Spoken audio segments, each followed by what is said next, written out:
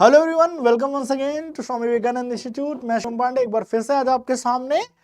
और मैं आपको बता दूं, जो बच्चे आज इस प्लेटफॉर्म पे नए आए हैं, कि ये प्लेटफॉर्म बेसिकली ये वीडियो सीयूटी एग्जाम्स को फोकस में रख के बनाई जा रही है, जिसमें मैं आपको जीके और जीएस के सब्जेक्ट्स को कवर करता मिलूंगा। मेरी काफी वीडियोस ऑलरेडी इस पे ऑलरेडी डाली जा चुकी हैं, जो कि पहली वीडियो आप पॉलिटी की देखेंगे, फिर इकोनॉमिक्स की देखेंगे, अभी ये हिस्ट्री की वीडियो है और ये हिस्ट्री सीरीज की तीसरी वीडियो है। पहले में मैंने आपको इंडस वैली सिविलाइजेशन पढ़ाया, दूसरे में मैंने आपको वैदिक एज पढ़ाया, और ये जो अभी एंशिएंट हिस्ट्री चल रही है, और एंशिएंट हिस्ट्री का ये तीसरा वीडियो है जिसमें आप बुद्ध धर्म और जैन धर्म के बारे में पढ़ेंगे। और इसके बाद आते हैं गुप्ताज एम्पायर और मौर्यन एम्पायर, और उसी के साथ हम एंशिएंट हिस्ट्री में सीयूटी का सिलेबस खत्म करते हैं। सीयूटी का सिलेबस खत्म करते हैं।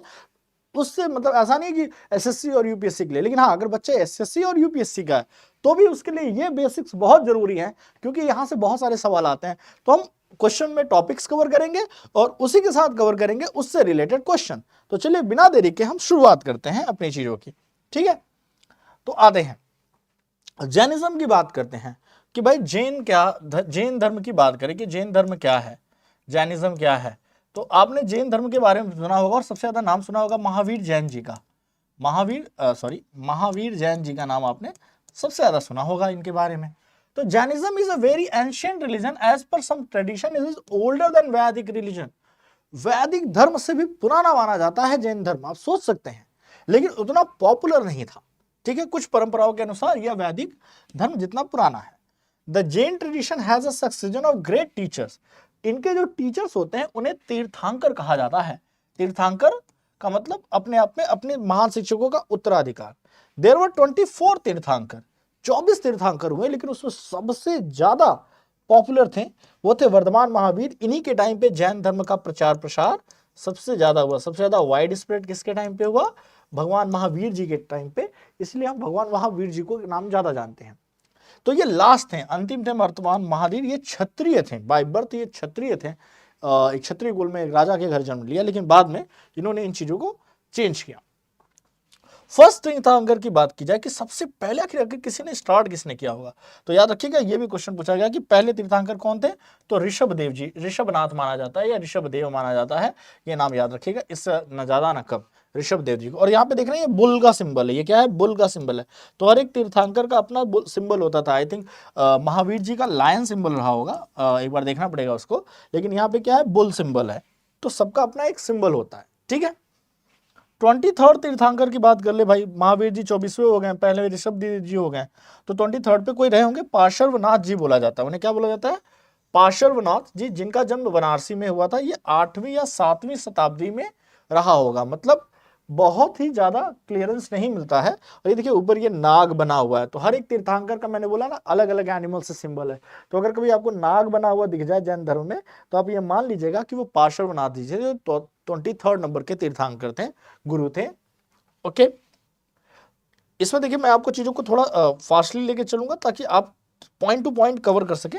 ठीक है, वर्धमान महावीर जी 24th तीर्थंकर थे। ये 540 बीसी में काल कुंदन ग्राम नियर वैशाली, वैशाली में कुंड ग्राम के पास इनका जन्म हुआ है। वैशाली में, वैशाली मतलब बिहार के आसपास है, वैशाली एक्सप्रेस आती है, वहां की बात की जाती है। इसलिए कहा जाता है बिहार की हिस्ट्री बहुत ही प्रॉस्परस है, उसका प्रेजेंट जो भी हो, पास्ट बिहार की जितना प्रॉस्परस किसी का है ही नहीं। ही बिलोंग टू द जानतिका क्लान। ठीक है, तो ज्ञांत्रिक वंश के थे एंड मगध के शाही परिवार से जुड़े हुए थे। And he belongs to the royal family of Magadh. Magadh ये पटना पाटलिपुत्र यहाँ की कैपिटल रही है, पाटलिपुत्र पटना। ठीक है, तो उस मगध जो अशोका का एम्पायर है, आप सुनते हैं ना अशोका एम्पायर, तो उस टाइम के वो उस मगध की बात हो रही है। ठीक है, द फादर वॉज सिद्धार्थ। ये इस एक ज्ञांतिक क्रांति के मुखिया थे। एंड हर माता वॉज त्रिशला, वैशाली के राजा चेतक की बहन थी। तो बस इतना याद रखिएगा कि mother name was Trishala, okay, and father name was Siddharth. ये दो चीजें आप याद रखिएगा, इससे ज्यादा ना कम। बात करते हैं इनकी और कि इन्होंने और क्या क्या किया सर। तो देखिए 30 ईयर की एज में इन्होंने घर त्याग दिया अपना, कि 30 की एज में ही ये घर से निकल के संन्यास लेते हैं। And 42 year, okay, he practice austerity तपस्या की एंड 42 ईयर की में इन्होंने कहा जाता है कि दुख सुख पर विजय प्राप्त की और इनका नाम और आध्यात्मिक ज्ञान प्राप्त किया कि a person who is get overcome from the sorrowness and the happiness of the life and become he conquered misery and happiness and he got the knowledge, जिसे कहते हैं नॉलेज की प्राप्ति, ज्ञान की प्राप्ति। अभी सच में कितना डीप सेंस है मुझे नहीं पता, मतलब 12 साल तपस्या यार आसान काम नहीं होता, और ज्ञान की प्राप्ति तभी हो सकती है इंसान उस सुख दुख और मोह माया से बहुत आगे जाने के लिए, क्योंकि हमें तो हर एक मिनट अपने घर वालों की चिंता रहती है। ठीक है, तो ही डिलीवर्स। हाँ, अब देखिए जैसे गौतम बुद्ध के बारे में पूछा जाता है कि पहला प्रीच उन्होंने कहाँ दिया था, तो इनके में याद रखिएगा कि पावा में। कहाँ पे दिया? पावा। पावा, ये पावा बेसिकली बिहार में ही आएगा आपका, ठीक है, बिहार स्टेट में आएगा। तो पहला सेरेमन, अब क्वेश्चन यहीं से आते हैं कि पहला सेरेमन, ठीक है। A symbol was associated with the तीर्थंकर महावीर लायन। देखिए मैंने सही बोला था ना कि लायन जो था इनका सिंबल था। बुल जो था वो पहले जो थे ऋषभदेव जी थे, और पार्श्वनाथ जी का वो स्नेक था। ठीक है, प्रत्येक तीर्थंकर के साथ एक प्रतीक जुड़ा होता है, महावीर जी का सिंह था। ठीक है, 62 वर्ष की आयु में इनका निधन हुआ बिहार की पावापुरी में। तो जहां पे इन्होंने पहला लेक्चर दिया था बिहार में, वहीं पे इनकी डेथ भी होती है पावापुरी में। तो पावापुरी जैन धर्म के लिए बहुत ही रिलीजियस प्लेस है, बहुत ही रिलीजियस प्लेस मानी जाती है जैन धर्म के लिए। ठीक है, अब बात करते हैं कि जैन धर्म का प्रचार प्रसार हुआ क्यों, जैन धर्म इतना ज्यादा पॉपुलर क्यों हुआ, वाई जैन धर्म गेट पॉपुलर। तो उसका मैंने आपको आप जब वैदिक एज पढ़ेंगे वहां पे भी बताया है कि वैदिक रिलीजन में भाई हाई रिचुअल्स आ गए थे, कास्ट सिस्टम बहुत तगड़ा आ गया था, तो लोग उससे परेशान हो गए थे और इसलिए वो किसकी तरफ भाग गए? जैनिज्म की तरफ। जैनिज्म वॉज टॉट इन पाली। सबसे पहली बात, वैदिक में भाई संस्कृत, और जो संस्कृत की नॉलेज रखता था वो अपने आप में पंडित है या फिर हाई सोसाइटी में माना जाते थे, और उस टाइम लोगों की लैंग्वेज थी पाली। तो जैनिज्म को भाई पाली लैंग्वेज में और प्राकृत लैंग्वेज में रखा गया, और ये दोनों लैंग्वेज आम जनता की लैंग्वेज थे। तो इसी रीजन से कॉमन मैन इजिली अटैच हो जाता था। यहाँ पे भाई अटैच होना है तो आपको प्रीस्ट के थ्रू जाना है, ब्राह्मण्स के थ्रू जाना है, क्योंकि ये माने जाते थे messenger of gods. Okay, Brahmins को तो इनके थ्रू जाना क्योंकि इनको संस्कृत की नॉलेज थी, लेकिन यहाँ पे सब एसेस कर सकते थे। तो जैन धर्म पाली में पढ़ाया जाता था, और प्राकृत संस्कृत की तुलना में आम आदमी के लिए सुलभ थी, इजी थी, और जो आम आदमी को जो लैंग्वेज समझ में आती है वही पॉपुलर मानी जाती है। इट वॉज एक्सेसिबल, और ये लगभग में सभी जातियों के लिए था। यहाँ पे जातियों में अपर कास्ट के अलावा लोअर कास्ट को एंट्री नहीं थी, लेकिन यहाँ पे जातिगत व्यवस्था नहीं थी। इसीलिए जब जो चीज से जो लोग परेशान हो, अगर आप उसका सोल्यूशन देते हैं, तो मैंने बोला था ना कि आपको पिछली वीडियो में बोला होगा कि जो प्री वैदिक है, जो पोस्ट है, नया दौर है वैदिक काल का, जिसमें अगले 3 वेद लिखे गए, वहां पे नए धर्म आए थे, और उसी में से एक धर्म है ये जैन धर्म। ओके, जैन धर्म है, बौद्ध धर्म बाद में आता है इसके। ठीक है, इसके अलावा इसमें आपको क्या जानना है? अब आप ये जान लीजिए कि varna system has rigidified people of the lower caste and miserable. तो जैनिबल ने उनको ऑनरेबल। अब देखिए भाई, किसी को लोअर कास्ट कहना, अगर आप लोअर कास्ट कहेंगे तो भाई सीधी बात है, उसको टेंपल्स में जाने से आप क्या कर देते हैं? मना कर देते हैं। तो रिस्पेक्ट नहीं मिली उसको, वो ऑनर नहीं मिला, इसकी कमी थी। जैन धर्म ने उन्हें ऑनर दिया, सम्मान दिया कि आप बराबर हैं। About 200 years after the death of Mahavir, a great famine in the Ganga Valley promoted Chandragupta Maurya and बहादुर भद्रबाहु।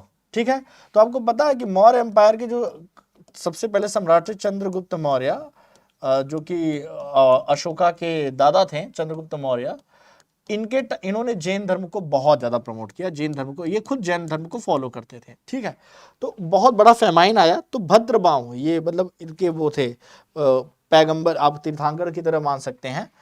हालांकि उनके बाद कोई तीर्थंकर नहीं है, लेकिन ये गुरुओं की तरह थे कि Bhadrabahu last Acharya of the undivided Jain संघ। जब जैन संघ डिवाइड नहीं हुआ था, जैन संघ बाद में डिवाइड हो जाता है श्वेतांबर और दिगंबर में, वो भी हम बात करेंगे। ठीक है, तो जब तक डिवाइड नहीं था तब तक लास्ट आचार्य कौन थे? भद्रबाहु।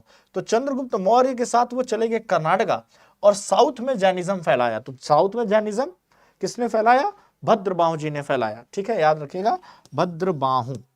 ओके, तो आप ये भी नाम याद रखिएगा, ये रहा देखिए, भद्रबाहु अविभाजित जैन संघ के अंतिम आचार्य को कर्नाटक में प्रवास करने के लिए प्रेरित किया। उसके बाद धर्म दक्षिण भारत में फैला। ठीक है, तो महावीर जी के 200 साल बाद अब पार्श्वनाथ जी जो इनके 23वें तीर्थंकर थे, इनको ज्ञान की प्राप्ति कहाँ हुई भाई? ये इनको झारखंड के समदेव शिखर पे ज्ञान की प्राप्ति हुई। इसके बाद इन्होंने 4 नियम बताए, हिंसा न करना, सदा सत्य बोलना, चोरी न करना, संपत्ति न रखना। और पार्श्वनाथ महावीर स्वामी से 250 वर्ष पहले हुए थे। मतलब हर एक तीर्थंकर के बीच में बहुत बड़ा गैप रहा है, ऐसा नहीं कि कोई भी तीर्थंकर बन गया, इनका एक टफ टास्क था। तो अब बात करते हैं जैन धर्म के बारे में, थोड़ी बहुत और इंफॉर्मेशन ले लेते हैं। 24वें अंतिम तीर्थंकर महावीर स्वामी जी को वास्तविक संस्थापक कहा जाता है, क्योंकि सबसे ज्यादा जैन धर्म पॉपुलर हुआ है तो इन्हीं के टाइम पे हुआ है। ठीक है, वैशाली में जन्म हुआ, ये सारी चीजें हमने देख ली। वही चीज यहाँ पे दोबारा है, पुत्र पत्नी का नाम यशोदा, पुत्री का नाम प्रियदर्शनी, दामाद जमाली। तो देखिए इनकी बच्चियां भी थी, मतलब वैवाहिक जीवन के बाद इन्होंने, और किस बचपन में इनका नाम वर्धमान था। ये सारी चीजें हमने पहले भी पढ़ ली है, तो हम आगे बढ़ते हैं इसमें। ठीक है, इनके आध्यात्मिक जीवन के बारे में बात करेंगे। इसके बारे में भी थोड़ी बहुत बातें मैंने की हैं आपसे, कि 30 की उम्र में माता पिता की मृत्यु के पश्चात बड़े भाई नंदीवर्धन से अनुमति लेकर संन्यास लिया। 30 की एज में 12 साल का तपस्या की, ऋजुपालिका नदी के तट पे इनको ज्ञान की प्राप्ति हुई। ठीक है, और प्राकृत भाषा में अपने उपदेश देते थे, और प्राकृत भाषा में आम लोगों की भाषा थी, इसलिए सबसे ज्यादा लोग इनसे कनेक्ट हुए। और पावापुरी में पहला उपदेश राजगिरी में, और अंतिम उपदेश कहाँ दिया? पावापुरी में दिया। महास्वामी का प्रथम भिक्षु उनका दामाद जमाली ही बना। तो सबसे पहले इनको फॉलो करने वाले इनके दामाद जमाली जी ही थे। ओके, तो आप देख सकते हैं कि ये मतलब फैमिली रिलेशन में ही बात यहाँ पे चल रही है। ज्ञान प्राप्ति के बाद इन्होंने 5 नियम बताए। पार्श्वनाथ ने 4 बताए थे, इन्होंने 5 नियम बताए। क्या है भाई इनके 5 नियम? वही 4 रिपीट कर दीजिए, ये तो 4 रिपीट कर दीजिए। 5वां इन्होंने बोला कि भाई बैचलर रहो। अब भाई खुद तो खैर शादी वगैरह कर चुके थे, लेकिन ठीक है, अब जो भी रहा हो इनका, तो इन्होंने बैचलर्स का दिया। और इनके 3 रत्न थे, सम्यक दर्शन, सम्यक ज्ञान और सम्यक आचरण। अच्छा स्वभाव, अच्छा ज्ञान लीजिए और अच्छा आचरण रखिए। ठीक है, जैन धर्म में ईश्वर की मान्यता नहीं है, बल्कि आत्मा को मानते हैं। They do not follow any god, they believe in the soul. Okay, इसलिए महावीर स्वामी ने मूर्ति पूजा और कर्म कांड का विरोध किया। मतलब जो भी हिंदू धर्म में मूर्ति पूजा और कर्म कांड होते थे लोगों की डेथ के बाद, बर्थ पे, वो सारी चीजों पे जैन धर्म के लोगों ने विरोध किया। महावीर जी ने विरोध किया कि नहीं, ये सिस्टम सही नहीं है, बल्कि ये खुद एक हिंदू परिवार से बिलोंग करते थे, लेकिन उन्होंने इन चीजों को पाया कि ये सारी चीजें रिचुअल सही नहीं है, इससे जाति सिस्टम और लोगों को बहुत ज्यादा टॉर्चर किया जाता है। महावीर स्वामी जी को पुनर्जन्म को माना। हाँ देखिए भाई, इंडिया में कुछ चीजें मानी उन्होंने, और पुनर्जन्म का सबसे बड़ा कारण आत्मा को बताया, क्योंकि आत्मा को मानते हैं। और हिंदू धर्म में गीता में भी कहा है कि आत्मा अमर है, वो शरीर बदलती है। तो वैसे ये भी मानते हैं कि आत्मा अमर है और ये शरीर बदलती है। 72 वर्ष की आयु में महावीर स्वामी जी का जन्म हुआ। इसी को निर्वाण कहा जाता है, और ये बिहार के राज्य पावापुरी में ही हो गया था। तो थोड़ा सा आपको यहाँ पे भी इनके बारे में जानने को मिल जाता है। अब बात करते हैं कि ये कैसे डिवाइड हो, जैन धर्म किस तरह से डिवाइड हुआ। ठीक है, तो अगर आप बात करेंगे मौर्य काल में 12 वर्ष के भीषणापार काल के बाद देखिए कर्नाटका चले गए थे, और कर्नाटका में श्रावण बेलगोला में संलेखना विधि के द्वारा अपने प्राण, संलेखना विधि का मतलब होता है कंसिस्टेंट फास्टिंग। कंसिस्टेंट फास्टिंग ये बड़ा ही मतलब दर्दनाक होता है। इसमें क्या होता है, लगातार भूखे रहते हैं लोग, लगातार भूखे रहते हैं, और भूखे रह के अपने प्राण को त्यागते हैं, इतने कमजोर हो जाते हैं। तो भाई चंद्रगुप्त मौर्य ने अपने प्राणों को कंटिन्यू भूखे रह के, ये जैन धर्म में कुछ होते हैं, इनके जैन धर्म में कुछ एक टाइम आता है जिसमें लोग फास्ट रहते हैं पूरे दिन, और शाम में खाना खाते हैं। पूरे महीने में लोग एक टाइम चलता है, और ये बड़ा ही रिलीजियस टाइम माना जाता है। इसमें बहुत सारी एक्टिविटी ये लोग नहीं करते हैं। तो ये है, जैन धर्म के प्रचार के लिए 2 संगतियां हुई थी। पहला पाटलिपुत्र में, दूसरा वल्लभी गुजरात में। आपको पता है गुजरात में बड़ा ही डोमिनेंट स्टेट है जैन धर्म के थ्रू। जैन धर्म यहाँ पे काफी ज्यादा जैन धर्म के लोग गुजरात में पाए जाएंगे, और बहुत ही अपने रिचुअल्स को फॉलो करते हैं लोग बहुत ही अच्छे तरीके से। इनकी कम्युनिटी है, संगतियां होती रहती हैं, प्रचार प्रसार होता रहता है, और दीक्षा लेते हैं जैन धर्म में। वो व्हाइट कपड़ा पहनते हैं, घर से संन्यास ले लेते हैं। बहुत ही टफ टास्क होता है, प्रोसेस होता है, बट लोग लेते हैं। तो मैंने देखा है जैन धर्म के कुछ प्रमुख राजा, उदयन, वंदराज, चंद्रगुप्त मौर्य, कलिंग नरेश। हालांकि इसमें चंद्रगुप्त मौर्य का नाम आप याद रखिए, उतना बहुत है, इससे ज्यादा आपको जानने की जरूरत नहीं है। अब बात करेंगे कि ये 2 पार्ट में डिवाइड होते हैं चंद्रगुप्त।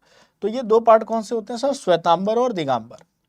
अब देखिए स्थूल भद्र और भद्रबाहु 2 थे ना, तो श्वेतांबर इन्होंने स्टार्ट किया, भद्रबाहु ने क्या स्टार्ट किया, दिगंबर। ये सफेद वस्त्र पहनेंगे, ये निर्वस्त्र रहते हैं। दिगंबर क्या है, निर्वस्त्र रहते हैं।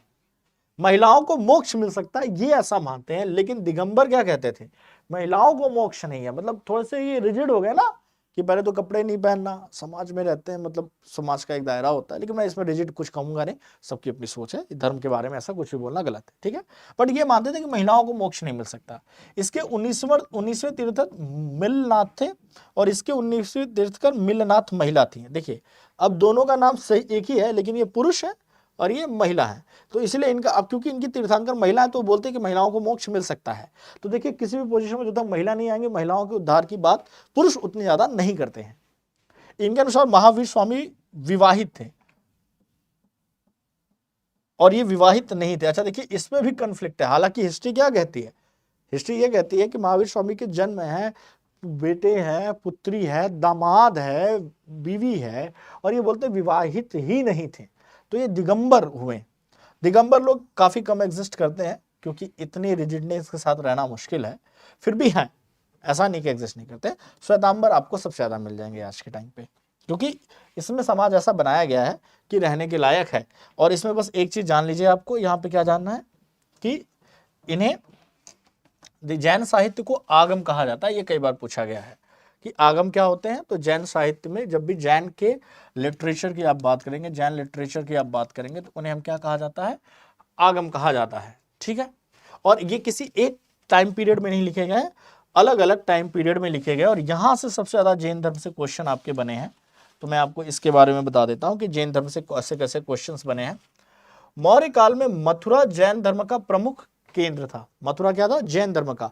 तो इसका मतलब मथुरा कला, मथुरा में जो भी चीजें पाए जाएंगे। तो आप देख सकते हैं जैन धर्म की जो रूट्स है वो यूपी और बिहार में ज्यादा है, तो कई सारे धर्म यहां से निकले हुए हैं, ठीक है। कर्नाटक के चामुंड शासकों ने श्रावणबेलगोला में विशाल बाहुबली की मूर्ति का निर्माण कराया है, ठीक है। तो वहां पे श्रावणबेलगोला में भी जैन धर्म का बहुत ही पवित्र स्थान है, मंदिर वगैरह है, ठीक है। और खजुराहो में जैन मंदिरों का निर्माण भी चंदेल शासकों ने करवाया है। तो अलग अलग डायनेस्टी के रूलर्स ने जैन धर्म को प्रमोट किया है। जैसे बाद में बौद्ध धर्म को प्रमोट किया गया, उस टाइम जैन धर्म को प्रमोट भी किया गया, केवल हिंदू धर्म को नहीं। क्योंकि शासकों का काम क्या था कि पब्लिक सेटिस्फाई रहे, और पब्लिक, कॉमन पब्लिक का जिसमें इंटरेस्ट, उसी धर्म को भी वो प्रमोट करते थे, ठीक है। राजस्थान के माउंट आबू में दिलवाड़ा के प्रसिद्ध जैन मंदिर है। तो दिलवाड़ा का प्रसिद्ध जैन मंदिर माउंट आबू राजस्थान, एक बहुत अच्छा हिल स्टेशन है, बड़ा ही खूबसूरत है।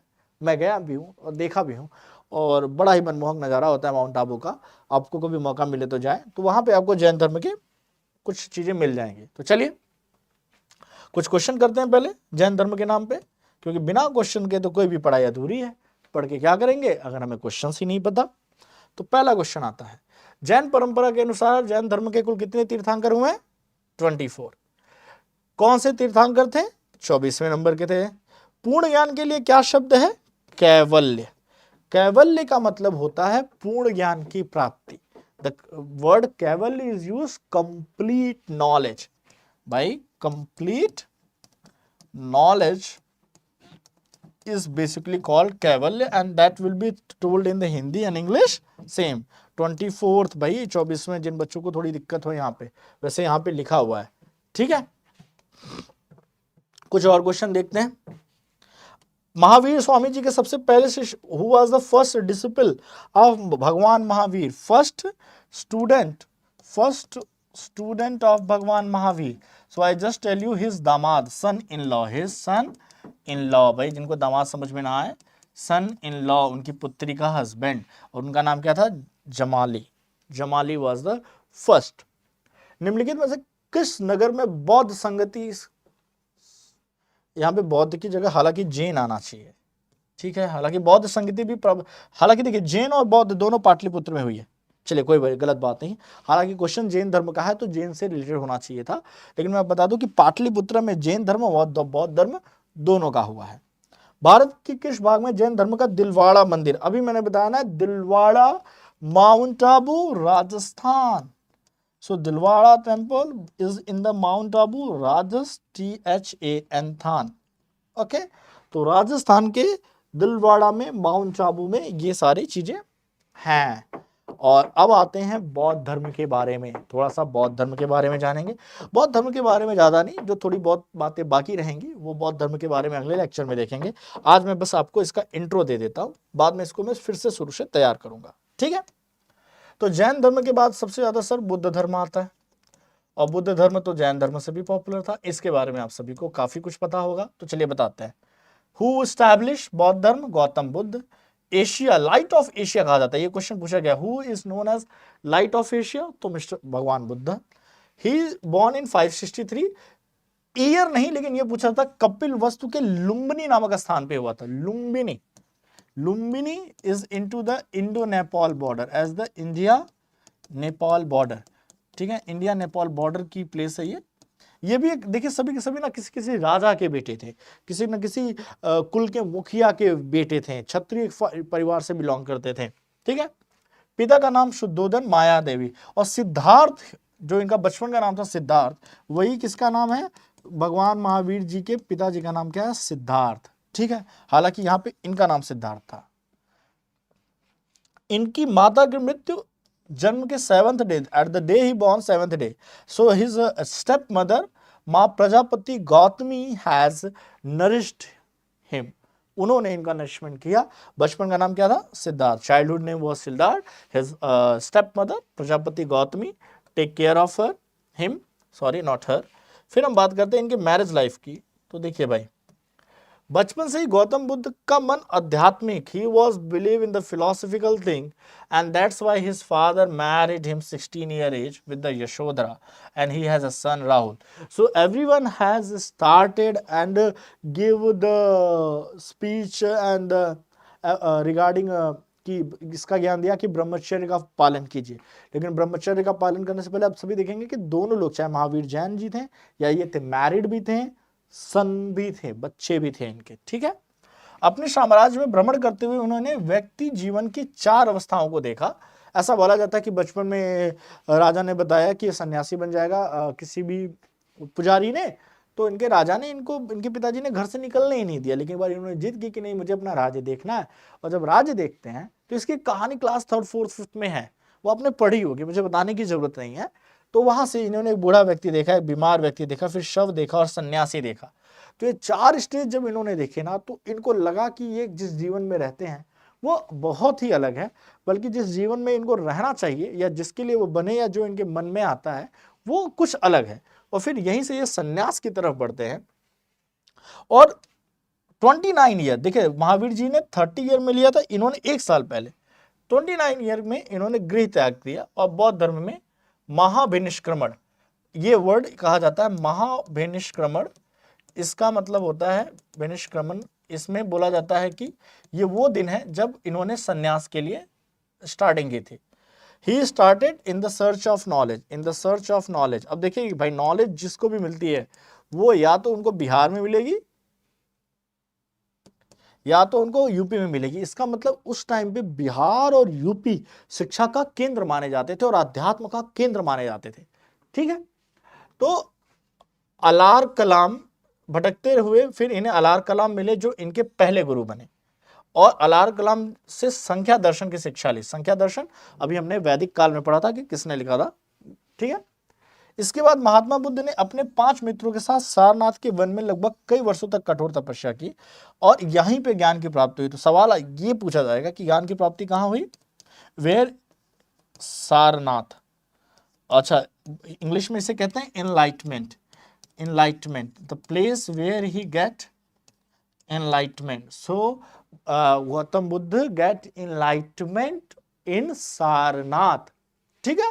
ज्ञान की प्राप्ति का मतलब enlightenment attained करना, जहां पे where he was able to control his all 5 instinct, ज्ञान इंद्रिया कहते हैं ना 5। So a person जो उसको 5 ज्ञानेंद्रियों को, अपने 5 इंस्टिंक्ट को कंट्रोल करे, उसको बोलते हैं, ठीक है। बात करते हैं इनकी 35 की एज में। आप देखेंगे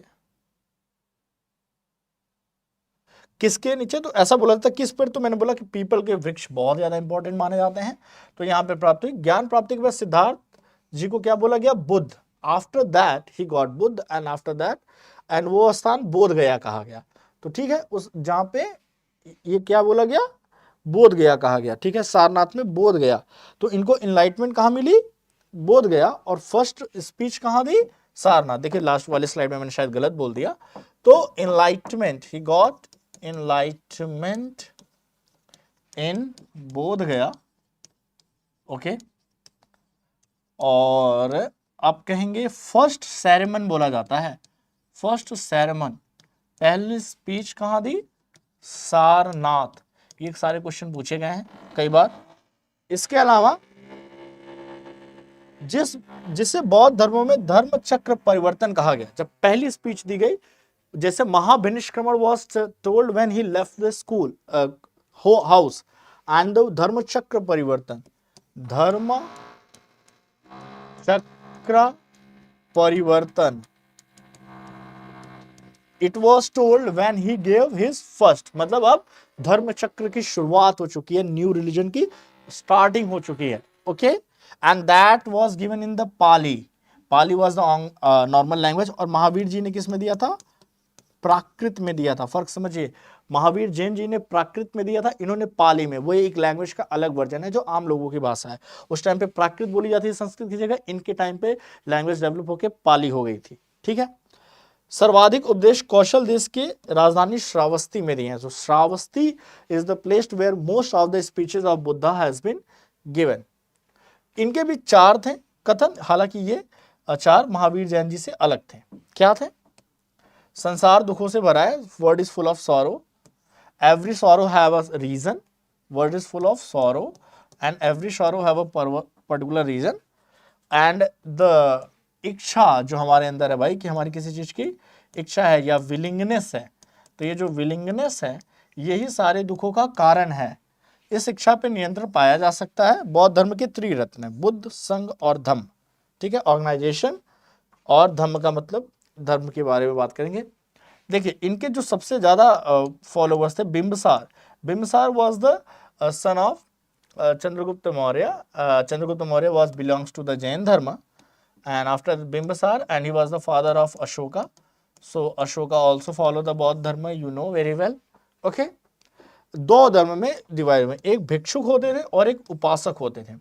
जो गृहस्थ आश्रम को, भाई सब लोग को जरूरी नहीं था कि being bachelor, so who don't want to be bachelor, who wants to be being a domestic life and still follow, तो उन्हें बोला गया उपासक, who live the domestic life with the family and adopted Bauddh religion. And few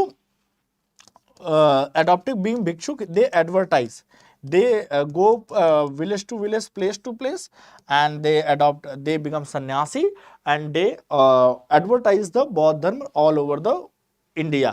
बौद्ध धर्म में सम्मिलित होने के लिए न्यूनतम आयु 15 year. If you are 15 year old, so आप पैदा जो भी हुए, हिंदू हुए हो या जिस भी रिलीजन में हुए हो, if you wants to be Bauddh bhikshu, you should be at least 15 year old. तो काफी सारे यंगस्टर्स ने इसको ज्वाइन किया।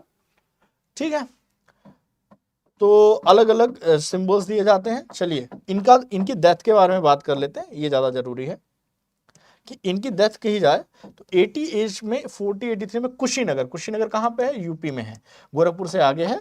इसे बोला जाता है महापरिनिर्वाण। एक था धर्म निष्क्रमण, एक था धर्मचक्र परिवर्तन, और डेथ को बोलते हैं महापरिनिर्वाण। इसे ऐसे ही कहा जाता है, महापरिनिर्वाण। ओके, निधन के पश्चात इनकी अस्थि अवशेषों को भारत के 8 जगहों पर स्थापित करके स्तूपों का निर्माण कराया गया। सबसे बड़ा स्तूप सांची स्तूप है, इसे सम्राट अशोका ने बनवाया था। सांची स्तूप, इसको सम्राट अशोका ने बनवाया था। तो यहाँ पे इनके बॉडी के पार्ट्स रखे गए। ठीक है, सबसे ज्यादा इंपॉर्टेंट इनकी 4 काउंसिल्स हैं, यहां से कई सारे सवाल पूछे गए सारे एग्जाम्स में। सो द फर्स्ट 4 काउंसिल्स हैं, इन सभी काउंसिल्स को याद रख लीजिए कहां पे रखा गया। First council is done in the Rajgir, Rajgriha कहा जाता है इसको, राजगृह। ओके, ये किसने करवाया था, अजात शत्रु ने। एक पुरोहित का नाम तो नहीं पता, लेकिन राजाओं का नाम पूछा जाता है। Okay, Ajatashatru. Second in the Vaishali, Kalashok. Third in the Pataliputra, okay, Pataliputra, and it was done under the Ashoka. And last one, ठीक है, and Kundalwan Kanishk. Kanishk was a king. Kanishka was a Kushan king. कनिष्क के एरा को भी बहुत माना जाता है और कनिष्क ने भी बौद्ध धर्म को बहुत ज्यादा प्रमोट करवाया। ठीक है, तो आप इस तरह से कह सकते हैं कि बौद्ध धर्म की 4 संगतियां। इसके अलावा भी कुछ हैं बौद्ध धर्म के बारे में जो अभी हम आज डिस्कस नहीं करेंगे। बस इतना जान लीजिए कि इनको 2 पार्ट में डिवाइड किया गया, किसमें, हीनयाना और महायाना में। जैसे वहां पे श्वेतांबर दिगंबर थे, वैसे यहाँ पे हीनयाना यह बौद्ध धर्म का प्राचीन रूप है, यह कठोर मार्ग है, ये केवल कम लोग इसको प्राप्त कर सकते हैं। और ये क्या है, नया रूप है महायाना, ये सरल मार्ग है, इसको अधिक लोग कह सकते हैं। यहाँ पे बुद्ध को भगवान माना जाता है और यहाँ पे बुद्ध जी को अच्छे गुणों वाला सामान्य पुरुष माना जाता है। तो देखो अलग अलग तरीके से भी लोग मानते हैं, तो अलग अलग, जैसे महावीर जी में एक में वैवाहिक मानते थे, एक में नहीं, एक में बोलते थे महिलाओं को मोक्ष मिलेगा, एक में नहीं। ऐसे ही बौद्ध धर्म में इसको डिवाइड किया गया है। तो हीनयाना की बात की जाए तो हीनयाना के लोग क्या करते हैं सर, हीनयाना के लोग प्रतीकों के, सिंबल्स की पूजा करते हैं, ये पाली लैंग्वेज में इसके, और ये कर्म को ही धर्म मानते हैं। इसका प्रचार प्रसार लंका, मतलब ये साउथ ईस्ट एशिया में है। आप देख लीजिए साउथ ईस्ट एशिया के जो कंट्रीज में बौद्ध धर्म पहुंचा वहां से है। महायाना में मूर्ति पूजा करते हैं, इसके सारे लिखे गए हैं किसमें भाई, संस्कृत भाषा में रचे गए हैं। ये परोपकार में, अच्छे कर्मों में बिलीव करते हैं। इसमें दूसरों के कल्याण के बारे में बात की गई। चाइना, तिब्बत, जापान, कोरिया, इन कंट्रीज में हुआ। तो आप देख सकते हैं कि हीनयाना महायाना में 2 सिग्निफिकेंट डिफरेंस, कि इसको बहुत कम लोग पालन कर पाते, इसका नए लोग, ज्यादा लोग। तो महायाना को जो ज्यादा लोग कर पाते हैं वो मूर्ति की, बुद्ध की मूर्ति की पूजा करते हैं। चाइना में देखिए ना, और तिब्बत में हमेशा बुद्ध की मूर्ति दिखाई जाती है। इसके संस्कृत भाषा में लिखे गए, और ये परोपकार में, वेलफेयर में बिलीव करते हैं। परोपकार का मतलब भाई वेलफेयर होता है लोगों का। ठीक है, तो चलिए आपको मतलब बौद्ध धर्म के बारे में काफी सारी जानकारी मिल गई इसी के साथ। और बौद्ध धर्म से रिलेटेड कुछ क्वेश्चन है जो कि भी और लेक्चर में करेंगे हम, क्योंकि ये स्लाइड्स काफी बड़ी है, त्रिपिटक वगैरह के बारे में बस क्वेश्चन ही है। ठीक है, तो आप क्वेश्चन देख लीजिए, इसको अपने साइड से अटेम्प्ट कीजिएगा, और जो नहीं आता किसी और लेक्चर में जब हम इसको रिवीजन करेंगे इसका, तो उस लेक्चर में हम क्या करेंगे, इनके क्वेश्चंस को कर लेंगे। फिलहाल मैं आपको आंसर फटाफट बता देता हूं अगर आपको जानना है। कि एशिया का प्रकाश गौतम बुद्ध। गौतम बुद्ध को महापरिनिर्वाण का मतलब जब इनकी डेथ होती है। डेथ कहाँ हुई, कुशीनगर में। सारनाथ का स्तंभ चक्र किसे इंगित करता है, सारनाथ का स्तंभ चक्र बताता है प्रगति के बारे में। ठीक है, प्रगति कोई लड़की नहीं है, प्रगति का मतलब वही है कि प्रोग्रेस के बारे में। गौतम बुद्ध से संबंधित कौन नहीं है, तो पावापुरी। पावापुरी बिहार में है और ये महावीर जैन से रिलेटेड है, ये जैन धर्म से रिलेटेड है। बाकी सारनाथ, कुशीनगर में डेथ, बोधगया में एनलाइटमेंट, सारनाथ में फर्स्ट प्रीच और लुम्बिनी में बर्थ। भगवान बुद्ध ने पहला धर्मोपदेश कहाँ दिया, अभी आपने पाया सारनाथ में दिया। ओके, इसके अलावा कुछ और है इसमें। हाँ, कुषाण वंश का कौन सा ऐसा शासक था जिसने बौद्ध धर्म को सबसे ज्यादा बनाया, तो जो चौथी बुद्धिस्ट असेंबली है, 4th बुद्धिस्ट काउंसिल है, वो किसने कराई, कनिष्क ने कराई। बुद्ध की मृत्यु जहां पे हुई वो उत्तर प्रदेश में है। धर्मचक्र परिवर्तन कहाँ किया गया, तो धर्मचक्र परिवर्तन का मतलब होता है जब सबसे पहली बार उपदेश दिया, तो वो कहाँ दिया, सारनाथ में दिया।